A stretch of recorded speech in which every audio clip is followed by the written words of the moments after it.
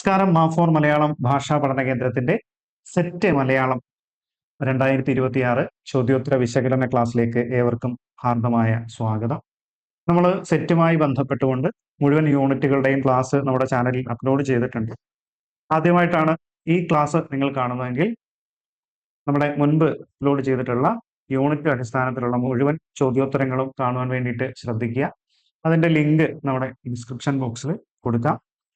അപ്പോൾ നമ്മൾ കഴിഞ്ഞ 2026 തുടക്കത്തിൽ ഫെബ്രുവരി മാസത്തിൽ നടന്ന സെറ്റ് പരീക്ഷയിലെ ചില ചോദ്യോത്തരങ്ങളാണ് പരിചയപ്പെടുന്നത്. നമുക്ക് ചോദ്യങ്ങളിലേക്ക് കിടക്കാം.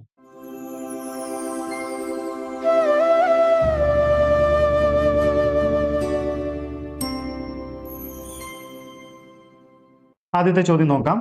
കൂടിയാട്ടത്തിന് ഉപയോഗിക്കാത്ത സംഗീത ഉപകരണം ഏതാണ്? കൂടിയാട്ടത്തിന് ഉപയോഗിക്കാത്ത സംഗീത ഉപകരണം ഏതാണ് എന്നുള്ളതാണ് ചോദ്യം, അല്ലേ? ഇടയ്ക്ക, ചെണ്ട, ശംഖ്, കുഴിത്താളം. അപ്പോൾ 4 ഓപ്ഷൻസ് ഇവിടെ കൊടുത്തിട്ടുണ്ട്. അതിൽ ഇടയ്ക്കയാണോ, ചെണ്ടയാണോ, ശംഖാണോ, കുഴിത്താളമാണോ എന്നുള്ളതാണ് നമുക്ക് അറിയേണ്ടത്. ഇത് PYQ ആണ് കേട്ടോ. അതായത് 2026 ഫെബ്രുവരിയിൽ വന്ന സെറ്റ് പരീക്ഷയുടെ PYQ ചോദ്യങ്ങളാണ് നമ്മൾ ഇതിനകത്ത് ഉൾപ്പെടുത്തിയിട്ടുള്ളത്. നമുക്കറിയാം, കൂടിയാട്ടത്തിന് ഉപയോഗിക്കുന്ന പ്രധാനപ്പെട്ട വാദ്യോപകരണം ഏതാണ്? അത് മിഴാവാണ്, അല്ലെ? മിഴാവാണ് കൂടിയാട്ടത്തിന് ഉപയോഗിക്കുന്ന പ്രധാനപ്പെട്ട വാദ്യോപകരണം എന്ന് പറയുന്നത്. അതുകൂടാതെ തന്നെ ഇടയ്ക്ക കൂടിയാട്ടത്തിന് ഉപയോഗിക്കുന്ന ഒരു വാദ്യോപകരണമാണ്. അതുപോലെ ശംഖ് ഉപയോഗിക്കുന്നതാണ്, കുഴിത്താളം ഉപയോഗിക്കുന്നതാണ്, കുറുംകുഴൽ കൂടിയാണ്. കുറുംകുഴലും കൂടിയാട്ടത്തിന് ഉപയോഗിക്കുന്ന വാദ്യോപകരണമാണ്. അപ്പോൾ നമ്മുടെ ഉത്തരവെന്ന് പറയുന്നത് ചെണ്ടയാണ്. ചെണ്ട. അതായത് കൂടിയാട്ടത്തിന് ഉപയോഗിക്കാത്ത സംഗീത ഉപകരണം ഏത് എന്ന് ചോദിച്ചാൽ അത് ചെണ്ടയാണ് എന്നുള്ളത് ഓർത്തു വെക്കുക. ചെണ്ടയാണ്. അപ്പോൾ ഓപ്ഷൻ ബി ആണ് ശരിയായ ഉത്തരം. ഓക്കെ, അടുത്ത ചോദ്യം. രാമചരിതത്തിൽ ഗ്രന്ഥാരംഭത്തിലും ഗ്രന്ഥ അവസാനത്തിലും കവി സ്മരിക്കുന്ന പോകിപോകചയനൻ ആരെന്നാണ് കരുതുന്നത്, അല്ലെ? അപ്പോൾ രാമചരിതത്തിൽ ഗ്രന്ഥാരംഭത്തിലും ഗ്രന്ഥ അവസാനത്തിലും കവി സ്മരിക്കുന്ന പോകിപോകചയനൻ ആരെന്നാണ് കരുതുന്നത്? അത് ആരാണ് എന്നുള്ളതാണ് ചോദ്യം. ശ്രീ വീരരാമവർമ്മ, അനന്തശായിയായ പത്മനാഭൻ, ഹനുമാൻ, ആദിത്യവർമ്മ. ഇതിൽ ആരാണ് ഈ പോകിപോകചയനൻ എന്നുള്ളത്? ആര് എന്നാണ് ഇവിടെ ചോദിച്ചിട്ടുള്ളത്. ശരിയായ ഉത്തരം അനന്തശായിയായ പത്മനാഭൻ എന്നുള്ളതാണ്. അതായത് ഓപ്ഷൻ ബി ആണ്. ഓക്കെ, ഓപ്ഷൻ ബി ആണ് ശരിയായ ഉത്തരം. നമുക്ക് ഈ രാമചരിതമൊക്കെ ആയിട്ട് ബന്ധപ്പെട്ടുകൊണ്ട് തന്നെ നമ്മുടെ പരീക്ഷകളിൽ സ്ഥിരമായി ചോദിക്കുന്ന കുറച്ച് ചോദ്യങ്ങൾ കൂടി നമുക്കൊന്ന് പരിചയപ്പെട്ടു പോകാം. ദ്രമിഡ സംഘാതാക്ഷര നിബദ്ധം, യതുകമോന വൃത്തവിശേഷയുക്തം, പാട്ട് എന്നുള്ളതൊക്കെ നമുക്ക് അറിയാവുന്നതാണ്. അങ്ങനെ ദ്രമിഡ സംഘാതാക്ഷര നിബദ്ധം എന്നതുകൊണ്ട് തമിഴ് അക്ഷരമാലയിലുള്ള ശബ്ദങ്ങൾ മാത്രം ഉപയോഗിച്ചുകൊണ്ടുള്ളതായിരിക്കണം പാട്ട് എന്നാണ് ഇവിടെ ഉദ്ദേശിക്കുന്നത്. എന്ത് ഉദ്ദേശിക്കുന്നത്? ദ്രമിഡ സംഘാതാക്ഷര നിബന്ധം എന്നതുകൊണ്ട് ഉദ്ദേശിക്കുന്നത് തമിഴ് അക്ഷരമാലയിൽ, അല്ലെ? തമിഴ് അക്ഷരമാലയിലെ ശബ്ദങ്ങൾ മാത്രം ഉപയോഗിച്ചുകൊണ്ടുള്ളതായിരിക്കണം പാട്ട് എന്നുള്ളതാണ് അതുകൊണ്ട് അർത്ഥമാക്കുന്നത്. ഇനി ഇതുമായി ബന്ധപ്പെട്ട് തന്നെയുള്ള മറ്റൊരു ചോദ്യസാധ്യത നോക്കാം. സംസ്കൃത വൃത്തങ്ങളിൽ നിന്ന് ഭിന്നമായ വൃത്തത്തിലെ കാവ്യം എഴുതാവൂ. സംസ്കൃത വൃത്തങ്ങളിൽ നിന്ന് ഭിന്നമായ വൃത്തത്തിലെ കാവ്യം എഴുതാവൂ എന്ന ദ്രാവിഡ വൃത്തത്തിൽ കാവ്യം രചിക്കണം എന്നുള്ളതാണ് വൃത്തവിശേഷയുക്തം എന്നതുകൊണ്ട് ഉദ്ദേശിക്കുന്നത്. വൃത്തവിശേഷയുക്തം പാട്ട്, അല്ലേ? അപ്പോൾ സംസ്കൃത വൃത്തങ്ങളിൽ നിന്ന് ഭിന്നമായ വൃത്തത്തിലെ കാവ്യം എഴുതാവൂ എന്നും ദ്രാവിഡ വൃത്തങ്ങളിൽ കാവ്യം രചിക്കണമെന്നുമാണ് വൃത്തവിശേഷയുക്തം എന്നതുകൊണ്ട് അർത്ഥമാക്കുന്നത്. ഇനിയും ഇതുമായി ബന്ധപ്പെട്ട് തന്നെ മറ്റൊരു ചോദ്യസാധ്യത നോക്കാം. വൃത്തവിശേഷയുക്തം എന്നതിന് ദ്രാവിഡ ജീവിതാനുഭവ സാരയുക്തമെന്ന് വിശദീകരണം നൽകാനാകുമെന്ന് ആരഭിപ്രായപ്പെടുന്നുണ്ട്? എസ് രാജശേഖരൻ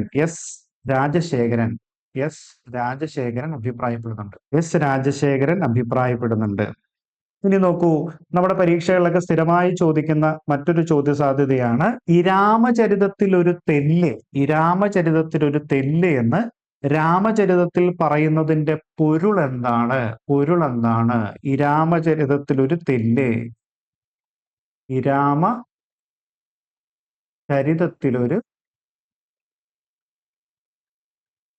തെല്ല്. ഈ രാമചരിതത്തിലൊരു തെല്ല് എന്നതുകൊണ്ട് അർത്ഥമാക്കുന്നത് എന്താണ് എന്ന് ചോദിച്ചാൽ അത് യുദ്ധകാന്ഡം മാത്രം, യുദ്ധകാന്ഡം മാത്രം, യുദ്ധകാന്ഡം മാത്രം എന്നുള്ളതാണ് അതുകൊണ്ട് ഉദ്ദേശിക്കുന്നത്. ഇനി നോക്കൂ, ഊഴിയേഴിലും നിറയുന്ന മറജ്ഞാനപ്പൊരുളെ എന്ന് വിശേഷിപ്പിക്കുന്നത് ആരെന്ന് ചോദിച്ചാൽ അതാരെയാണ്? അത് ഗണപതിയെയാണ്. ഗണപതിയെയാണ് അങ്ങനെ വിശേഷിപ്പിക്കുന്നത്. ഇനി നോക്കൂ, ഊഴിയിൽ ചെറിയവർക്കുമാറുര ചെയ്യുവാൻ എന്ന പരാമർശമുള്ള കൃതി ഏതെന്ന് ചോദിച്ചാൽ അത് രാമചരിതമാണ്. രാമചരിതം, രാമചരിതമാണ്. ഊഴിയിൽ ചെറിയവർക്കും ചെറിയവർക്കറിയുമാറുര ചെയ്യുവാൻ എന്ന പരാമർശമുള്ളത് രാമചരിതത്തിലാണ്. ഊഴിയിൽ ചെറിയവർക്കറിയുമാറുര ചെയ്യുവാൻ എന്ന പരാമർശമുള്ളത് ഇതിലാണ്? രാമചരിതത്തിലാണ്. രാമചരിതത്തിൽ. ഇനി രാമചരിതത്തിന്റെ ഫലശ്രുതി എന്താണ് എന്ന് ചോദിച്ചാൽ എന്താണ്? അത് ഇകലിൽ വെന്റി വിളയും. ഇകലിൽ വെന്റി വിളയും, വിളയും എന്നുള്ളതാണ് കേട്ടോ. ഇകലിൽ വെന്റി വിളയും എന്നുള്ളതാണ് രാമചരിതത്തിന്റെ ഫലശ്രുതി. ഫലശ്രുതി, ഫലശ്രുതി. ഓക്കെ, ശരി, നമ്മൾ അടുത്ത ചോദ്യത്തിലേക്ക് പോകുന്നു. ചിദംബര സ്മരണ എന്ന ഗ്രന്ഥത്തിന്റെ രചയിതാവ്, ചിദംബര സ്മരണ എന്ന ഗ്രന്ഥത്തിന്റെ രചയിതാവ് ആരാണ്? ഓപ്ഷൻസ് നോക്കൂ. A Ayyappan, B Vinayachandran, M Govindan, Balachandran Chullikkad. അപ്പോൾ ചിദംബര സ്മരണ എന്ന ഗ്രന്ഥത്തിന്റെ രചയിതാവ് ആര് എന്ന് ചോദിച്ചാൽ അത് ബാലചന്ദ്രൻ ചുള്ളിക്കാടാണ്. ബാലചന്ദ്രൻ ചുള്ളിക്കാടാണ്. നമുക്കറിയാം, ബാലചന്ദ്രൻ ചുള്ളിക്കാടുമായി ബന്ധപ്പെട്ടുകൊണ്ട് തന്നെ മലയാളത്തിലെ പ്രശസ്ത കവിയായിട്ടുള്ള ബാലചന്ദ്രൻ ചുള്ളിക്കാടിന്റെ ഓർമ്മക്കുറിപ്പുകളുടെ സമാഹാരമാണ് ഏത്? ചിദംബര സ്മരണ, അല്ലെ? ചിദംബര സ്മരണ എന്ന് പറയുന്നത് അദ്ദേഹത്തിന്റെ ഓർമ്മക്കുറിപ്പാണ്. 1998 ഡിസംബറിലാണ് ഈ പുസ്തകം ആദ്യമായിട്ട് പ്രസിദ്ധീകരിക്കുന്നത്. ഓക്കെ, 1998 ഡിസംബറിലാണ് ഈ ഒരു പുസ്തകം പ്രസിദ്ധീകരിക്കുന്നത്.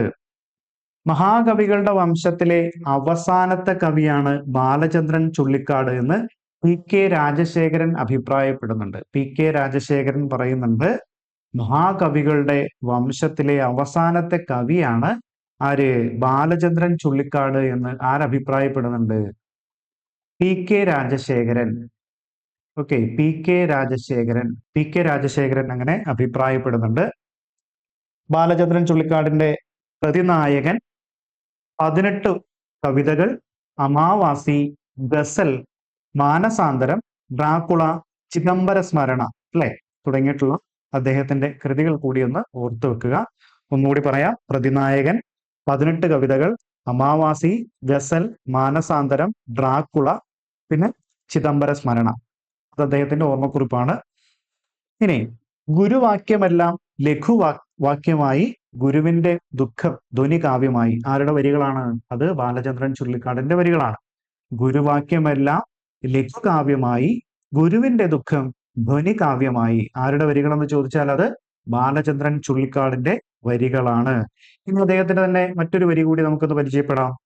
പുലരുവാൻ 7:30 രാവുള്ളപ്പോൾ പൂങ്കൂഴി പൂവി കഴിഞ്ഞേയുള്ളൂ, കണ്ണീരിൽ മുങ്ങിക്കുളി കഴിഞ്ഞ് വെണ്ണീർ കൊണ്ട് കുറി വരച്ച് ദുരിതം കൊണ്ടൊരു നിറപറ നിറച്ച്. ആരുടെ വരിയാണ്? അതും ബാലചന്ദ്രൻ ചുള്ളിക്കാടിൻ്റെതാണ്. ബാലചന്ദ്രൻ ചുള്ളിക്കാടിൻ്റെതാണ്.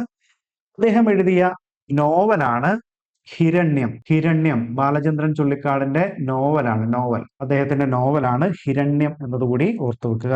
ഓക്കെ, ശരി, നമ്മൾ അടുത്ത ചോദ്യത്തിലേക്ക് പോകുന്നു. മലയാളത്തിലെ ആദ്യത്തെ പിക്കാറസ് നോവൽ എന്ന് വിശേഷിപ്പിക്കപ്പെടുന്ന കൃതി ഏത്? മലയാളത്തിലെ ആദ്യത്തെ പിക്കാറസ് നോവൽ എന്ന് വിശേഷിപ്പിക്കപ്പെടുന്ന കൃതി? പറങ്ങോടി പരിണയം, വിരുതൻ ശങ്കു, ഉദയഭാനു, പാറപ്പുറം.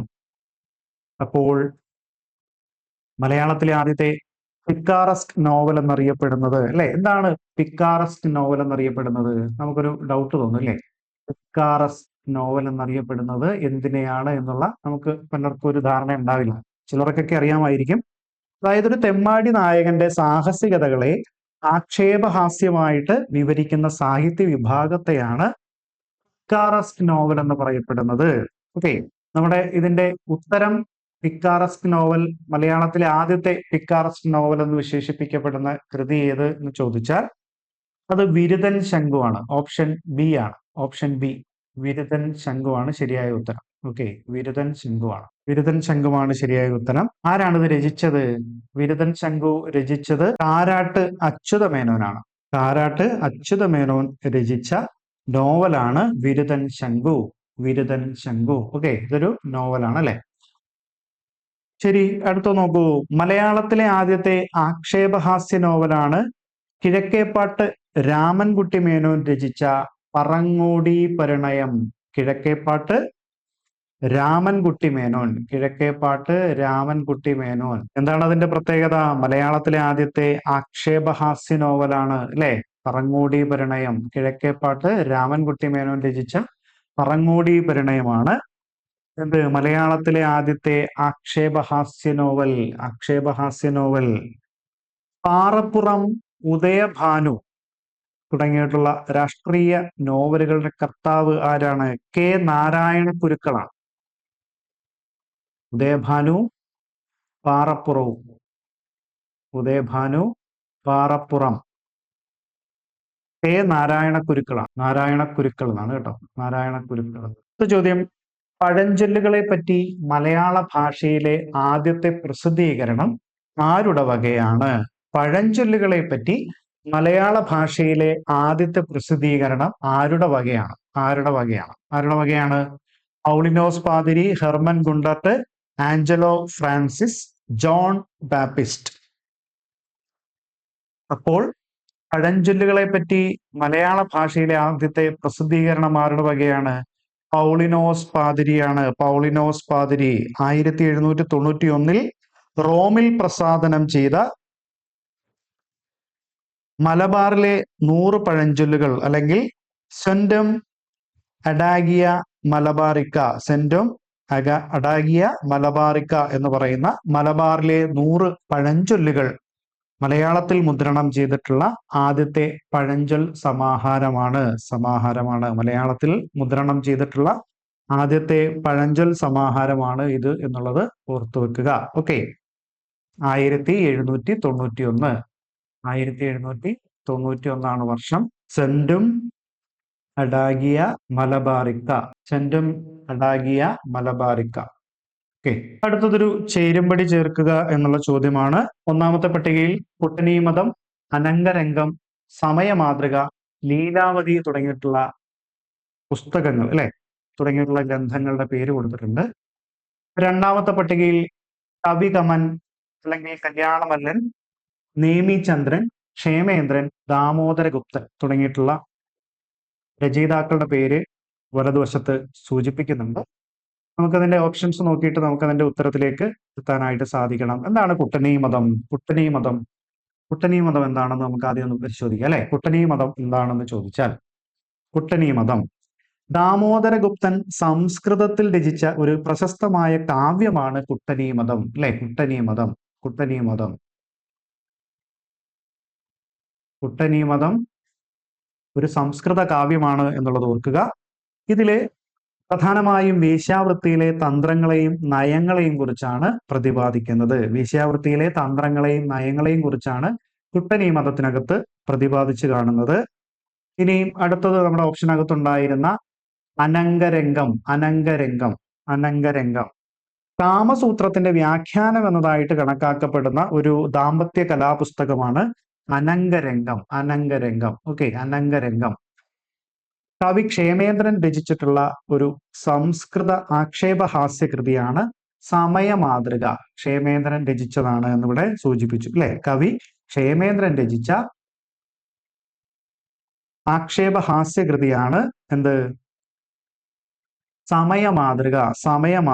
ഇത് 8 അധ്യായങ്ങളിലായിട്ട് എഴുതപ്പെട്ട ഈ കൃതിയിൽ ഒരു വേശ്യയുടെയും അവരുടെ ഉപദേശകയായിട്ടുള്ള ഒരു കാള എന്ന കഥാപാത്രത്തിന്റെയും സഹായത്തോടെ വഞ്ചകന്മാരുടെയും കാപട്യക്കാരുടെയും ഒക്കെ ജീവിത രീതികളെ രസകരമായി വിമർശിക്കുകയാണ് ചെയ്യുന്നത്. ലീലാവതി, എന്താണ് ലീലാവതി എന്ന് നോക്കാം. ലീലാവതി എന്നത് 12ാം നൂറ്റാണ്ടിലെ പ്രശസ്ത ജൈന കവിയായ നേമിചന്ദ്രൻ കന്നഡ ഭാഷയിൽ രചിച്ച അതിപ്രശസ്തമായിട്ടുള്ള ഒരു ചമ്പു കാവ്യമാണ്. നേമിചന്ദ്രൻ രചിച്ച ചമ്പു കാവ്യമാണ് എന്നുള്ളത് കൂടി ഓർത്തു വെക്കുക. ഓക്കെ, അപ്പോൾ നമുക്കിതിന്റെ ശരിയായ ഉത്തരം ഏത് എന്നുള്ളത് കണ്ടുപിടിക്കാം അല്ലെ. കുട്ടനീ മതം ദാമോദരഗുപ്തൻ സംസ്കൃതത്തിൽ രചിച്ചതാണ് എന്ന് നമ്മൾ ആദ്യം പറഞ്ഞു അല്ലെ. കുട്ടനീ മതം. അനങ്കരംഗം കവികമൻ അല്ലെങ്കിൽ കല്യാണമല്ലനാണ് രചിച്ചിട്ടുള്ളത്. അപ്പോൾ നമുക്ക് ഒന്നാമത്തെ 1, 4 വരുന്ന ഓപ്ഷൻസ് 3 ഉണ്ട് അല്ലെ. 1, 4 വരുന്ന ഓപ്ഷൻസ് 3 ഉണ്ട്. 2, 1 വരുന്ന ഓപ്ഷൻസ് ഓക്കെ, ബാക്കി നമുക്ക് വെട്ടാം അല്ലെ. 1, അതായത് A4 വരുന്നതും B1 വരുന്നതും 2 ഓപ്ഷൻസ് ആണുള്ളത്. അടുത്തത് സമയമാതൃക ഓപ്ഷൻ C3 വരുന്ന ഓപ്ഷൻ വരുന്നത് A ആണ് അല്ലെ. അതായത് ഇതാണ് നമ്മുടെ ശരിയായ ഉത്തരം. ഓക്കെ, അടുത്ത ചോദ്യം. മലയാളത്തിലെ ആദ്യത്തെ ബോധധാരാ നോവൽ എന്ന് വിശേഷിപ്പിക്കപ്പെടുന്ന കൃതി. മലയാളത്തിലെ ആദ്യത്തെ ബോധധാരാ നോവൽ എന്ന് വിശേഷിപ്പിക്കപ്പെടുന്ന കൃതി എന്താണ്? ബോധധാരാ നോവൽ. ബോധധാരാ നോവൽ എന്താണ്? ബോധധാരാ നോവൽ എന്ന് പറയുന്നത് ഒരു കഥാപാത്രത്തിന്റെ മനസ്സിലുണ്ടാകുന്ന ചിന്തകൾ അല്ലെങ്കിൽ ഓർമ്മകൾ അല്ലെങ്കിൽ മറ്റു വികാരങ്ങളും അനുഭൂതികളെയൊക്കെ തന്നെ യാതൊരുവിധ നിയന്ത്രണങ്ങളോ ക്രമീകരണങ്ങളോ ഇല്ലാതെ അതേപടി ആവിഷ്കരിക്കുന്ന നോവൽ രചനാ രീതിയെയാണ് ബോധധാരാ നോവൽ എന്ന് പറയപ്പെടുന്നത്. ഓക്കെ, അപ്പോൾ മലയാളത്തിലെ ആദ്യത്തെ ബോധധാരാ നോവൽ എന്ന് വിശേഷിപ്പിക്കപ്പെടുന്ന കൃതി ഇതിൽ ഏതാണെന്ന് കണ്ടെത്തണം. മഞ്ഞ്, സ്വർഗദൂതൻ, ശബ്ദങ്ങൾ, അരനാഴിക നേരം എന്നുള്ളതാണ് ഓപ്ഷൻസിനകത്ത് വന്നിട്ടുള്ളത്. സ്വർഗദൂതൻ അല്ലെ. സ്വർഗദൂതൻ എന്ന നോവലിലെ പ്രധാന കഥാപാത്രം സൈമൺ ആണ്. സൈമൺ ആണ് പ്രധാനപ്പെട്ട കഥാപാത്രം. ഇതിന്റെ ഉത്തരം സ്വർഗദൂതനാണ് കേട്ടോ. ഓപ്ഷൻ ബി ആണ് മലയാളത്തിലെ ആദ്യത്തെ ബോധധാരാ നോവൽ എന്നറിയപ്പെടുന്നത്. സ്വർഗദൂതനാണ്. സ്വർഗദൂതനിലെ പ്രധാനപ്പെട്ട കഥാപാത്രത്തിന്റെ പേരാണ് സൈമൺ. ഇപ്പം തന്നെ സൃഷ്ടിപർവം, പ്രളയപർവം ഇങ്ങനെ ക്രൈസ്തവ പുരാണങ്ങളിലെ 2 പർവ്വങ്ങളെ അവതരിപ്പിക്കുന്ന പോഞ്ഞിക്കര റാഫിയുടെ നോവലാണ് സ്വർഗദൂതൻ എന്നുള്ളത് ഓർത്തു വെക്കുക. പോഞ്ഞിക്കര റാഫിയുടെ നോവലാണ് സ്വർഗദൂതൻ. സൃഷ്ടിപർവം, പ്രളയപർവം ഇങ്ങനെ ക്രൈസ്തവ പുരാണങ്ങളിലെ 2 പർവ്വങ്ങളെ അവതരിപ്പിക്കുന്ന പോഞ്ഞിക്കര റാഫി രചിച്ചിട്ടുള്ള നോവലാണ് സ്വർഗദൂതൻ. ഇനി അടുത്ത ചോദ്യത്തിലേക്ക് കടക്കുന്നു. കേരള സാഹിത്യ അക്കാദമി, കേന്ദ്ര സാഹിത്യ അക്കാദമി, വയലാർ, ഓടക്കുഴൽ തുടങ്ങിയിട്ടുള്ള അവാർഡുകൾ നേടിയ കൃതി ഏതാണ്? കേരള സാഹിത്യ അക്കാദമി അവാർഡ് നേടി, കേന്ദ്ര സാഹിത്യ അക്കാദമി അവാർഡ് നേടി, വയലാർ അവാർഡ് നേടി, ഓടക്കുഴൽ അവാർഡ് നേടി. അങ്ങനെ വ്യത്യസ്തമായിട്ടുള്ള അവാർഡുകൾ ഒരുമിച്ച് നേടിയിട്ടുള്ള ഒരു കൃതി ഇതിനകത്തുണ്ട്. ഏണിപ്പടികൾ, ഛത്രവും ചാമരവും, അഗ്നിസാക്ഷി, അരനാഴിക നേരം. ഓക്കെ, ഇതിൽ ഏത് കൃതിക്കാണ് ലഭിച്ചത് എന്ന് അറിയോ? അത് അഗ്നിസാക്ഷിയാണ്. അഗ്നിസാക്ഷിയാണ്. നമുക്കറിയാം അഗ്നിസാക്ഷി ആരുടെ കൃതിയാണ്? ലളിതാംബിക അന്തർജനത്തിൻ്റെതാണ്. ലളിതാംബിക അന്തർജനത്തിന്റെ കൃതിയാണ് അഗ്നിസാക്ഷി അല്ലെ. ഇതിലെ പ്രധാനപ്പെട്ട കഥാപാത്രം തേതിക്കുട്ടിയാണ്. തേതിക്കുട്ടിയാണ് കേന്ദ്ര കഥാപാത്രം. തേതിക്കുട്ടിയാണ്. 1977 പുസ്തക രൂപത്തിൽ ഇത് പുറത്തിറങ്ങി. 1977 ഇത് പുസ്തക രൂപത്തിൽ പുറത്തിറങ്ങി. ഈ നോവലിന് ആദ്യത്തെ വയലാർ അവാർഡ്, കേന്ദ്ര സാഹിത്യ അക്കാദമി അവാർഡ് തുടങ്ങിയിട്ടുള്ള കേരള സാഹിത്യ അക്കാദമി, ഓടക്കുഴൽ തുടങ്ങിയിട്ടുള്ള പുരസ്കാരങ്ങളെല്ലാം ലഭിക്കുകയുണ്ടായി. നമുക്കറിയാം ഈ നോവലിനെ ആസ്പദമാക്കി ഒരു സിനിമ പുറത്തിറങ്ങിയുണ്ടായി അല്ലെ. Shyamaprasad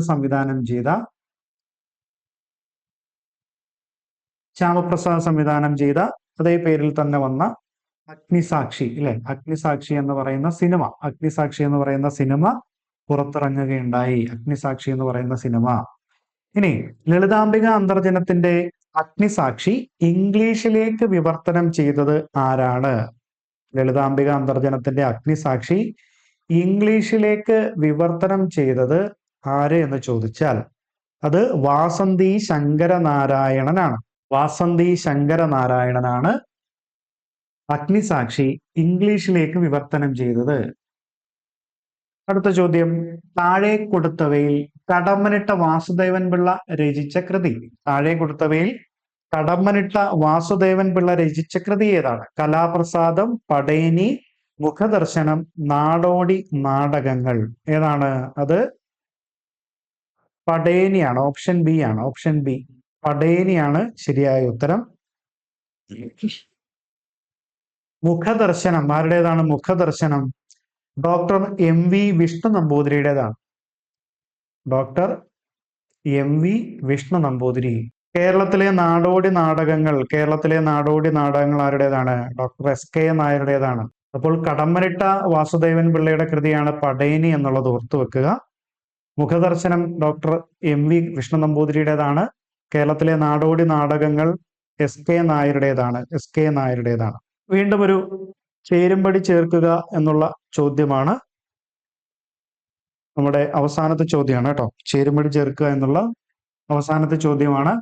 T D Ramakrishnan, Subhash Chandran, N Prabhakaran, K P Ramanunni. നമ്മുടെ പരീക്ഷകളിൽ സ്ഥിരമായി ചോദിക്കാറുള്ള കുറച്ച് എഴുത്തുകാരാണ് അല്ലെ. ടി ഡി രാമകൃഷ്ണനും സുഭാഷ് ചന്ദ്രനും എൻ പ്രഭാകരനും കെ പി രാമനുണ്ണിയും.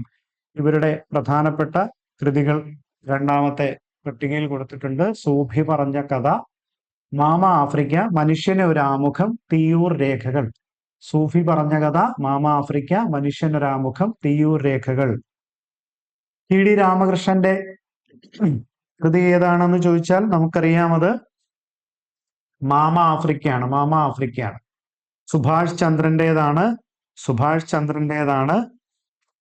മനുഷ്യന് ഒരു ആമുഖം. സുഭാഷ് ചന്ദ്രൻ മനുഷ്യന് ഒരു ആമുഖം. ഇനി എൻ പ്രഭാകരന്റേതാണ് തിയ്യൂർ രേഖകൾ. കെ പി രാമനുണ്ണി സൂഫി പറഞ്ഞ കഥ. ഓക്കെ, അപ്പോൾ option A 2, B 3, C 4, D 1. നമ്മുടെ ഉത്തരം ഓപ്ഷൻ എ ആണ്. ഓപ്ഷൻ എ ആണ് ശരിയായ ഉത്തരം.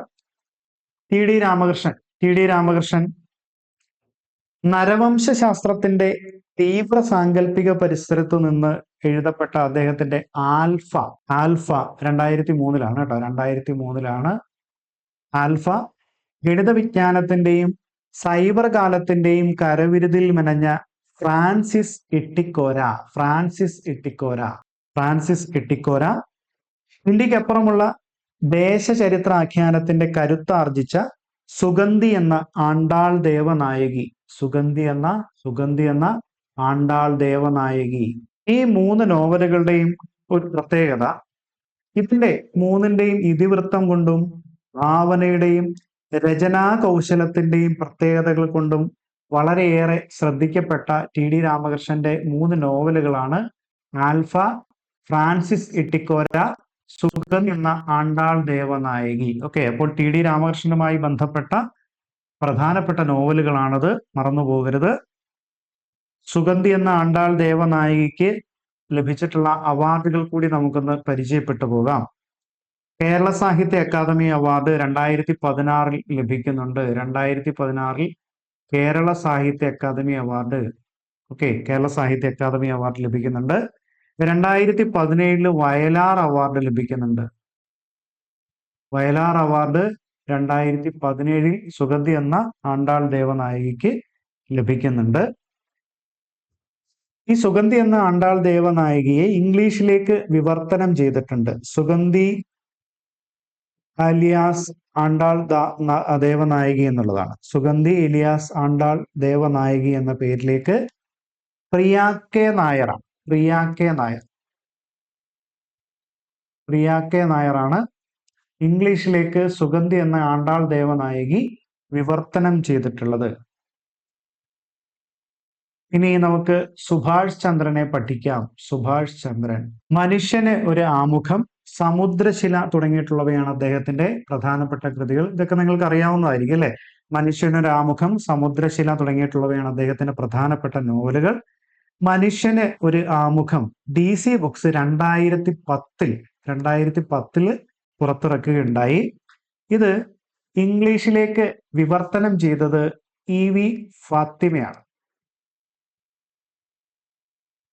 വി ഫാത്തിമയാണ് മനുഷ്യനെ ഒരാമുഖം ഇംഗ്ലീഷിലേക്ക് വിവർത്തനം ചെയ്തത്. അദ്ദേഹത്തിന് ലഭിച്ചിട്ടുള്ള അവാർഡുകൾ കൂടി നമുക്കൊന്ന് പരിശോധിക്കാം. 2011 ഓടക്കുഴൽ അവാർഡ് അദ്ദേഹത്തിന് ലഭിക്കുന്നുണ്ട്. 2011 നോവലിനുള്ള കേരള സാഹിത്യ അക്കാദമി പുരസ്കാരവും കേന്ദ്ര സാഹിത്യ അക്കാദമി പുരസ്കാരവും വയലാർ പുരസ്കാരവും അദ്ദേഹത്തിന് ലഭിക്കുന്നുണ്ട്. ഓക്കെ, ധർമ്മം, അർത്ഥം, കാമം, മോക്ഷം തുടങ്ങിയിട്ടുള്ള 4 ഭാഗങ്ങളായിട്ട് അദ്ദേഹം ആ നോവലിനെ തിരിച്ചിട്ടുണ്ട്. മനുഷ്യന്റെ ആമുഖം തച്ചനക്കര എന്ന ഗ്രാമത്തിലെ ദേശചരിത്രത്തോടൊപ്പം കേരളീയ സമൂഹത്തിൽ നിന്നും വിട്ടുമാറാത്ത ജാതി ചിന്തയും നോവലിൽ പ്രമേയമായിട്ട് വരുന്നുണ്ട്. ഇനി എൻ പ്രഭാകരൻ അദ്ദേഹത്തിന്റെ പ്രധാനപ്പെട്ട കൃതികൾ നോക്കാം. മായാമനുഷ്യൻ, തിയ്യൂർ രേഖകൾ, ജനകഥ, ക്ഷൗരം, ഏഴിനും മീതെ, തുടങ്ങിയിട്ടുള്ള അദ്ദേഹത്തിന്റെ കൃതികളാണ്. ഇനി തിയ്യൂർ രേഖകൾ ഇംഗ്ലീഷിലേക്ക് പരിഭാഷപ്പെടുത്തിയത് ജയശ്രീ കളത്തിലാണ്. ജയശ്രീ കളത്തിൽ. പുലിജന്മം എന്ന നാടകത്തിന് കേരള സംഗീത നാടക അക്കാദമി പുരസ്കാരം അദ്ദേഹത്തിന് ലഭിക്കുന്നുണ്ട്. രാത്രിമൊഴി എന്ന കഥാസമാഹാരത്തിന് കേരള സാഹിത്യ അക്കാദമി അവാർഡ് ലഭിക്കുന്നുണ്ട്. മായാമനുഷ്യൻ എന്ന നോവലിന് ഓടക്കുഴൽ അവാർഡും ലഭിക്കുന്നുണ്ട്.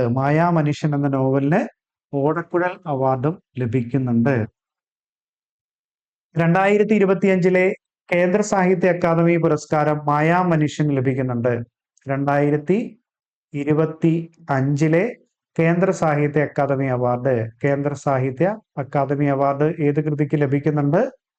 മായാമനുഷ്യൻ എന്ന കൃതിക്ക് ലഭിക്കുന്നുണ്ട്. അദ്ദേഹത്തിന്റെ ആത്മകഥയാണ് ഞാൻ മാത്രമല്ലാത്ത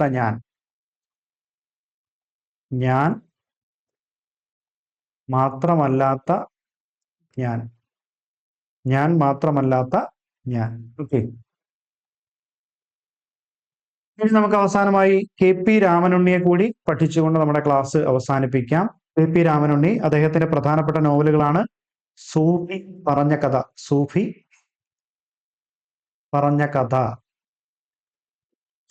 കഥ. ഓക്കെ, അതുകൂടാതെ ചരമവാർഷികം, ജീവിതത്തിന്റെ പുസ്തകം, ദൈവത്തിന്റെ പുസ്തകം തുടങ്ങിയവയാണ് അദ്ദേഹത്തിന്റെ പ്രധാനപ്പെട്ട നോവലുകൾ. ജീവിതത്തിന്റെ പുസ്തകം എന്ന നോവലിന് അദ്ദേഹത്തിന് 2011 വയലാർ പുരസ്കാരം ലഭിക്കുന്നുണ്ട്. ജീവിതത്തിന്റെ പുസ്തകത്തിന് 2011 വയലാർ അവാർഡ് ലഭിക്കുന്നുണ്ട്. ദൈവത്തിന്റെ പുസ്തകത്തിന് 2017 കേന്ദ്ര സാഹിത്യ അക്കാദമി അവാർഡ് ലഭിക്കുന്നുണ്ട്. കേരള സാഹിത്യ അക്കാദമി അവാർഡ് അദ്ദേഹത്തിന്റെ സൂഫി പറഞ്ഞ കഥയ്ക്ക് കേരള സാഹിത്യ അക്കാദമി അവാർഡ് ലഭിക്കുന്നുണ്ട്. ഓക്കെ, അപ്പോൾ നമ്മൾ നമ്മുടെ ഈ ഒരു ചോദ്യവുമായി ബന്ധപ്പെട്ട കാര്യങ്ങളായിരുന്നു ചർച്ച ചെയ്തത്. TD രാമകൃഷ്ണന്റെ മാമ ആഫ്രിക്ക, സുഭാഷ് ചന്ദ്രന്റെ മനുഷ്യന് ഒരു ആമുഖം, N പ്രഭാകരൻ തിയ്യൂർ രേഖകൾ, KP രാമനുണ്ണി സൂഫി പറഞ്ഞ കഥ അല്ലെ? ഓക്കെ, അപ്പോൾ നമുക്ക് ഇന്നത്തെ ഈ ഒരു ക്ലാസ് അവസാനിപ്പിക്കാം. സെറ്റുമായി ബന്ധപ്പെട്ട PYQ ഡിസ്കഷന്റെ ക്ലാസ്സുകൾ തുടർന്നും ഉണ്ടാകും. അപ്പോൾ ഈ ക്ലാസ് നിങ്ങൾക്ക് ഉപകാരപ്പെട്ടുവെങ്കിൽ നമ്മുടെ ചാനൽ സബ്സ്ക്രൈബ് ചെയ്യുവാനും ക്ലാസ്സുമായി ബന്ധപ്പെട്ട നിർദ്ദേശങ്ങളും അഭിപ്രായങ്ങളും കമന്റുകളുടെ രൂപത്തിൽ രേഖപ്പെടുത്തുവാനും വീഡിയോ ലൈക്ക് ചെയ്യുവാനും ഷെയർ ചെയ്യുവാനും ശ്രദ്ധിക്കുമല്ലോ. അപ്പോൾ ഒരിക്കൽ കൂടി ഏവർക്കും മാ4 മലയാളം ഭാഷാ പഠന കേന്ദ്രത്തിന്റെ നന്ദി.